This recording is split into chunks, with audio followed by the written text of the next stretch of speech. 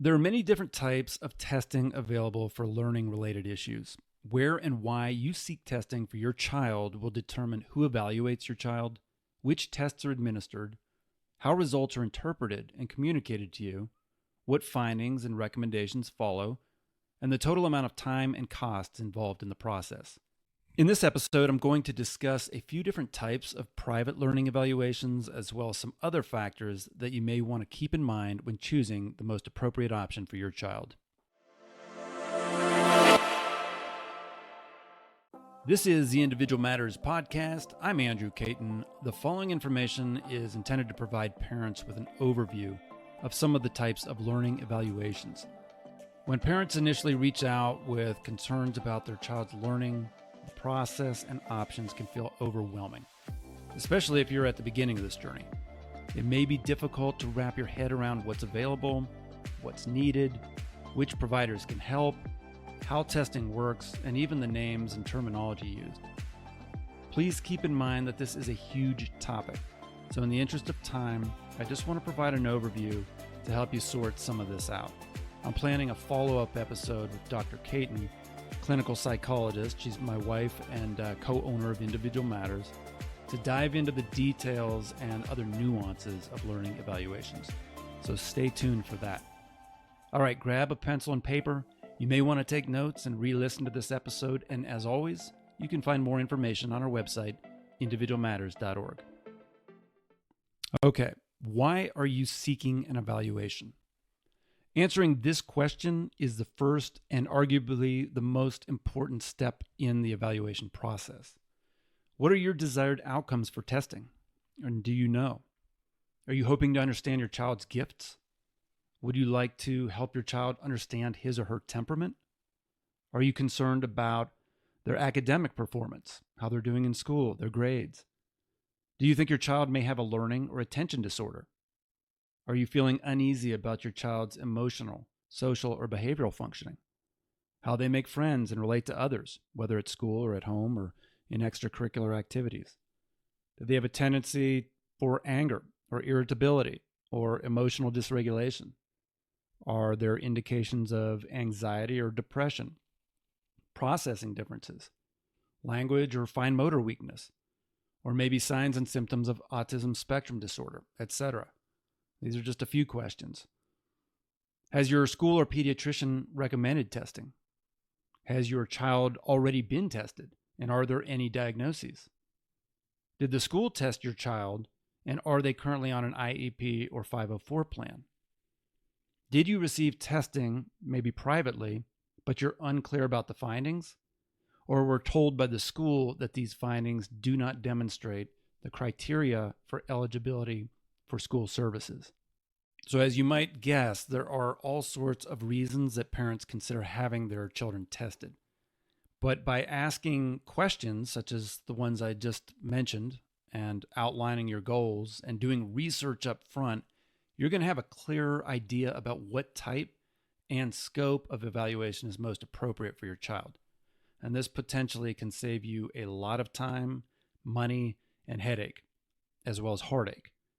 In addition to our website, you might check out understood.org. That organization provides free information related to learning and evaluations and child development in general.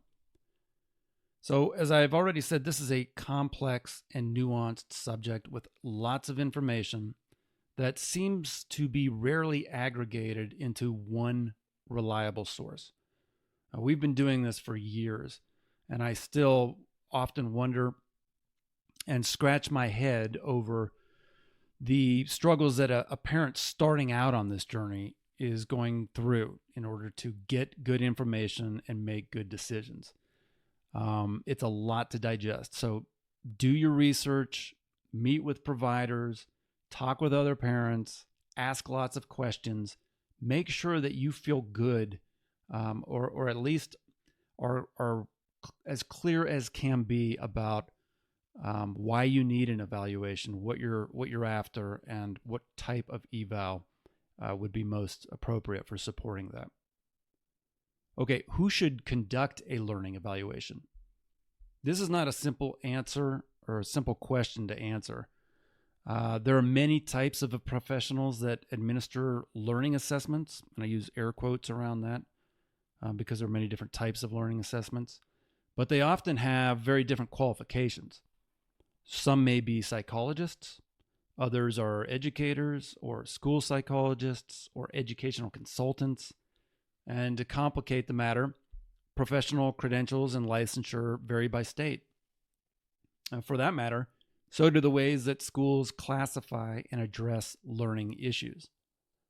And as I mentioned in an upcoming episode, I'm going to talk with Dr. Caton about the differences between educational or school-based testing and classifications and clinical testing and diagnoses. These are very, very different processes with very different purposes and results. And in talking with parents on the phone, I find that many parents do not realize or understand these distinctions. So stay tuned for that episode. But regardless where you live, a clinical psychologist, meaning a psychologist with their doctorate, either a PhD or a PsyD, has the educational prerequisites for conducting learning or psychoeducational testing and issuing clinical diagnoses. But not all psychologists specialize in testing. Some only provide therapy, while others work mostly in the area of mental health. Most psychologists do not specialize in child neurodevelopment, learning, and related assessment. Therefore, any professional, whether or not they're a psychologist, who provides psychoeducational testing should have not only the minimal education and credentials, they should also have specialized training and experience in child evaluation.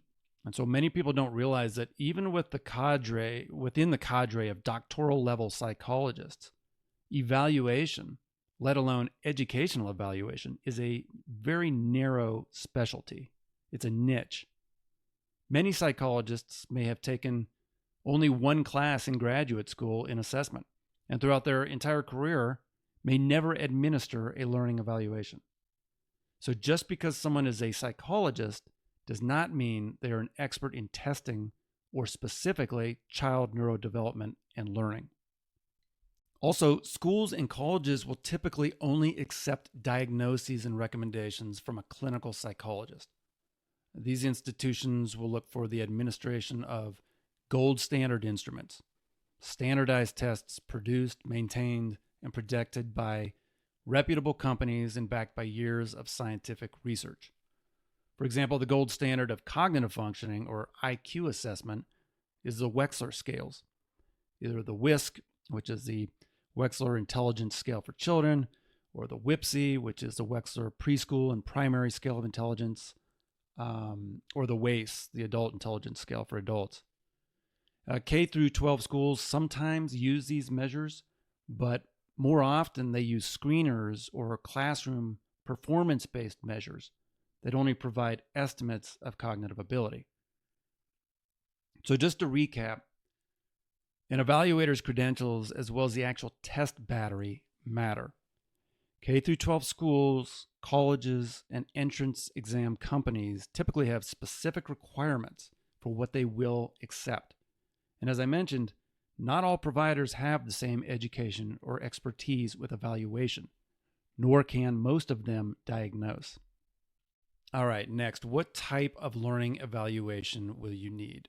And depending on your goals, there are a variety of options. I'm going to talk about comprehensive psychoeducational evaluation, learning disability evaluations, and ADHD evaluations, which may not be technically learning evaluations, but the overlap is common, and I feel like it would be helpful just to share how those differ from some of the other types.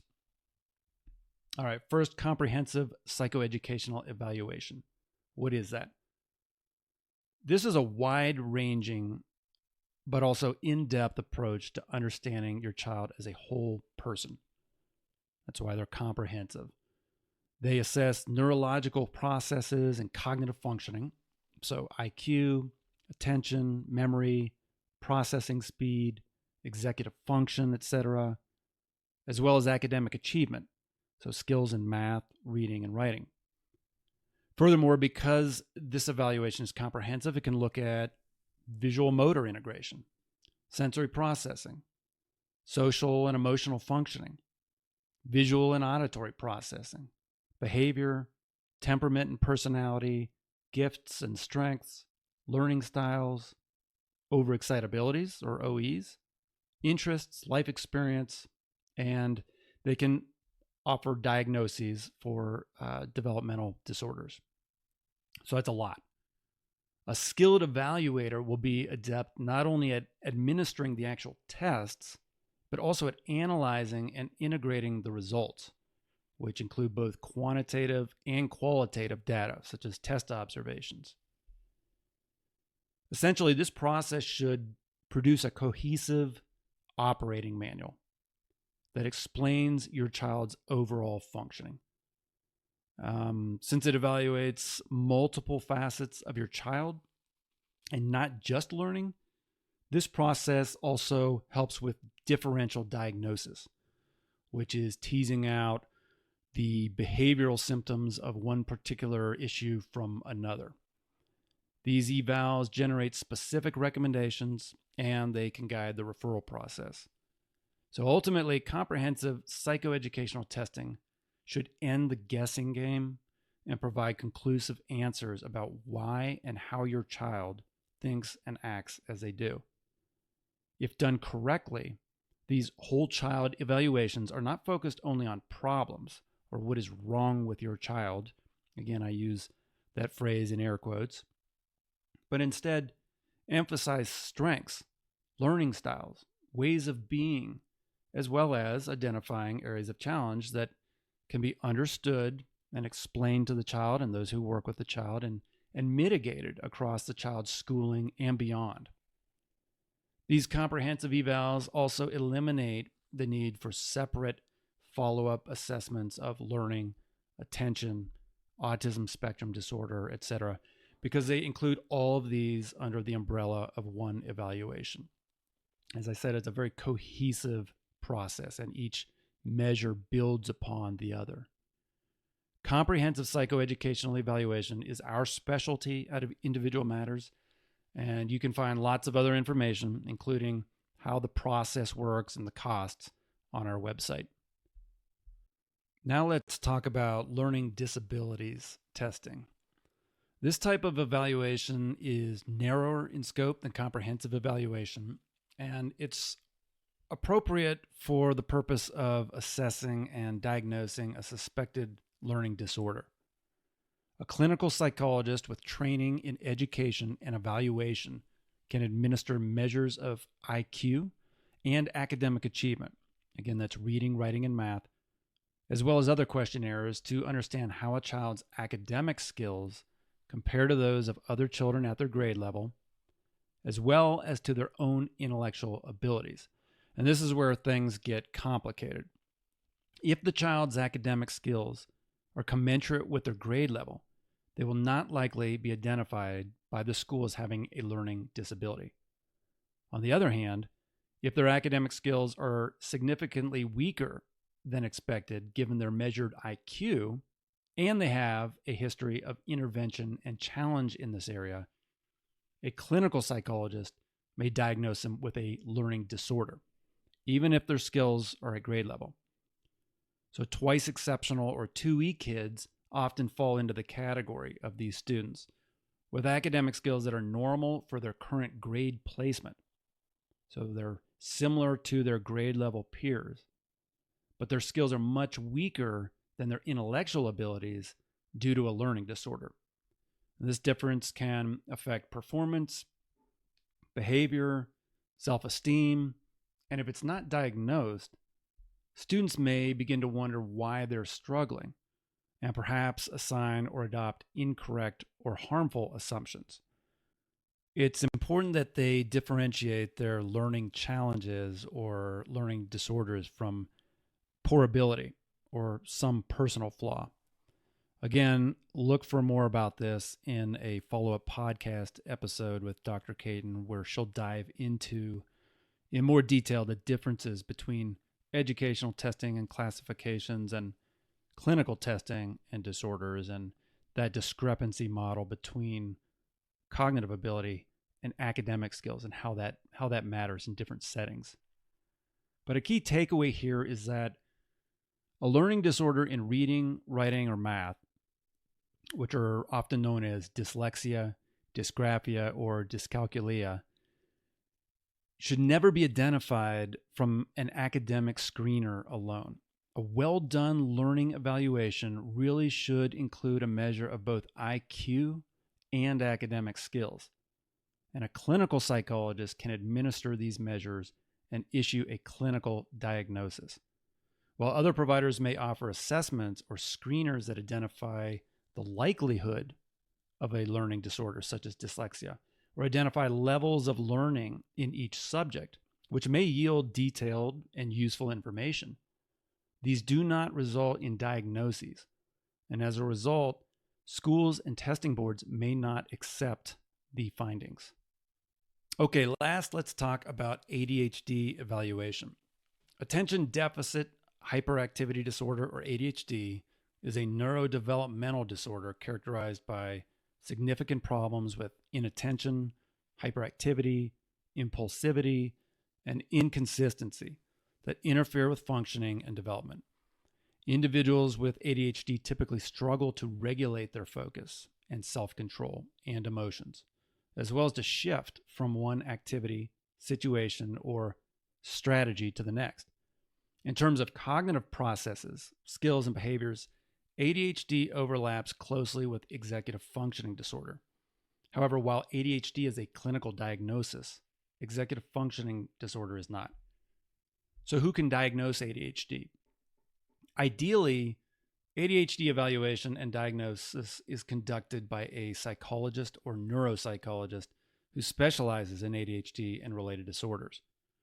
These providers can complete an in-depth assessment that utilizes standardized neuromeasures to fully understand and characterize the unique strengths and struggles of the child. ADHD can also be screened and diagnosed by a psychiatrist, pediatrician, family physician, and therapist or counselor. While teachers, school psychologists, school counselors, language therapists, and OTs may be qualified to identify signs and symptoms of ADHD or to begin a conversation with parents, they do not issue the clinical diagnosis. So schools may identify a student as eligible for special services with a classification of ADHD, but they do not diagnose ADHD. There is no single test for ADHD, and a diagnosis should not be issued based on one source of information. Ideally, ADHD evaluation includes standardized questionnaires, clinical observation, and neuropsychological measures of attention, impulsivity, hyperactivity, and consistency. In addition, at individual matters, we also include measures of development and/or cognitive ability, or IQ, because this information is essential to understanding the child's unique operating system, and because it supports differential diagnosis. Again, that's teasing out symptoms of ADHD from other disorders or problems that may look the same behaviorally. Now let's talk about the costs of evaluations. Just as the types and scopes of testing vary, so do the costs. Some learning professionals and tutors provide learning assessments or screeners for as little as $300 or $400. And depending on the provider, the test battery, time to complete, findings and recommendations can vary by a great amount. Now, depending on the reason for testing and the purpose behind the testing, this lower cost can be tempting and it may be appropriate. But again, keep in mind that unless completed by a doctoral level clinical psychologist, these screeners and assessments do not provide a clinical diagnosis. And this can affect whether the results are accepted by schools. But again, this is something that you as a parent want to identify and be clear about before you start an evaluation with any provider. Do your research, ask questions, talk to other parents, talk to your primary care provider, meet with evaluators, and make sure that you are getting what you need. Evaluations conducted by schools may be more extensive than a private screener, but schools do not diagnose learning disorders, ADHD, or even autism. Schools may assess learning and related issues like dyslexia and can determine eligibility for special education services based on a classification of specific learning disability, but only psychologists and medical doctors diagnose clinical or medical disorders. Again, this is kind of confusing, and we'll get into this in a later episode, but a school-based specific learning disability is different from a clinical diagnosis of a specific learning disorder. Furthermore, school evaluations are not intended to assess your child as a whole person, only whether he or she has a condition that affects functioning in the classroom. Since educational classifications and the resulting accommodations are based on your child's current grade level and classroom functioning, they may not be pertinent a year from now, or if your child changes schools or districts. Comprehensive psychoeducational evaluations conducted by doctoral level clinical psychologists typically vary in cost from $1,000 to $5,000 and sometimes even more.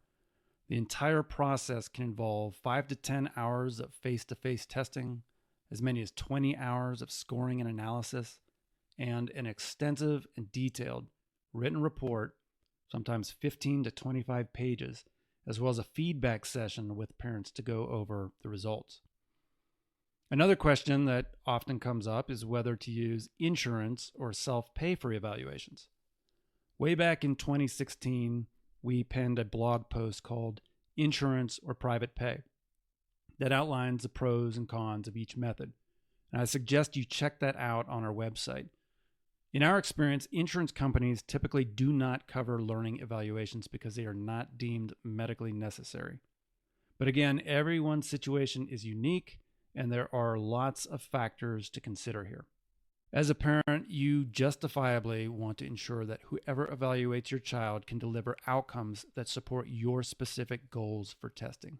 How do you do this? Well, the first step is to clarify those goals, if you can. If you're unsure, that's okay too. But either way, you want to do a lot of research. Call the provider offices and inquire about their evaluation types. Ask if they specialize in child learning and neurodevelopment, and if they issue clinical diagnoses or just scores and analysis. Ask about their credentials. Are they an educator? Are they a psychologist? Are they a clinical psychologist? And do they have expertise in child neurodevelopment? Some offices will provide this basic information over the phone. Another option is to schedule an initial consultation with a clinical psychologist who specializes in evaluation. During this meeting, you can ask the professional about his or her background and scope of expertise. You can also find out what specific tests they use, whether they issue clinical diagnoses, and if their findings can and will be accepted by your child's school. You might also inquire about their overall philosophy towards assessment, learning, and ADHD. In other words, how do they approach testing and why? The psychologist may also be willing to review records and results of previous testing at that consultation to provide clarification. Even if you decide not to go forward with an evaluation, an experienced evaluation psychologist can provide answers to your questions and offer you a roadmap of considerations, options, and resources.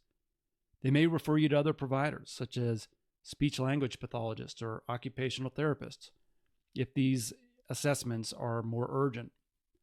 Ultimately, you should leave the consultation feeling more knowledgeable and confident to make the right decisions for your child. So that's a general overview of 3 types of learning evaluations. This is not clinical or medical advice, so as I've already said, do your research and talk to lots of people. As always, feel free to reach out to Individual Matters for information or to schedule a consultation with Dr. Caton to find out what type of evaluation may be best for supporting your child's learning, development, and overall happiness and well-being. That's it from us today. As always, you can find more information as well as resources on our website, individualmatters.org. We hope you'll join us at the next podcast episode, where we'll continue to explore topics around successful living, learning and education, and child development and share ways to help you live a more positive and fulfilling life.